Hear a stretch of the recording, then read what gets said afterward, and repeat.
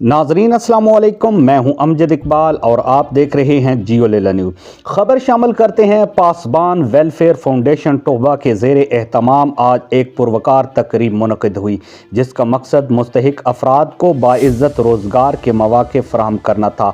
तकरीब में फाउंडेशन के ओहदेदारान, समाजी शख्सियात और मकामी मुअज़्ज़िज़ीन ने शिरकत की।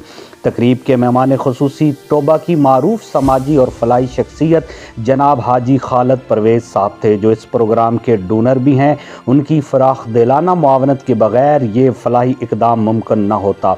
इस मौके पर पासबान वेलफेयर फाउंडेशन के चीफ़ एग्जीक्यूटिव हाफ़िज़ इफ्तिखार अहमद ने कहा कि मुस्तहिकीन की सिलेक्शन एक इंतहाई शफाफ अंदाज में की गई, ताकि हकदार अफराद ही इस सहूलत से मुस्तफ़ीद हो सकें। उनका कहना था कि फाउंडेशन का मिशन मुआशरे के नादार और ज़रूरतमंद अफराद को मुआशी तौर पर मुस्तहकम करना है, ताकि वो किसी के मोहताज न रहें।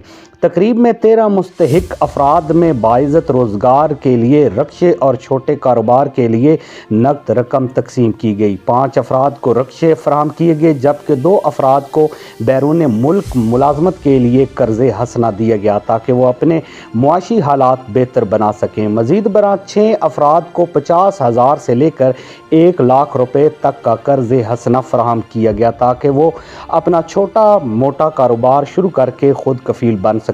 ये तकरीब इलाके में बेहद पजीराई हासिल कर रही है और मकामी अफराद ने पासबान वेलफेयर फाउंडेशन टोबा और जनाब हाजी खालिद परवेज़ साहब के इस इक़दाम को सराहते हुए उम्मीद ज़ाहिर की है कि इस तरह के फलाही मंसूबे मुस्तक़बिल में भी जारी रहेंगे। अमजद इकबाल, जियो लेला न्यूज़, लेला शरीफ।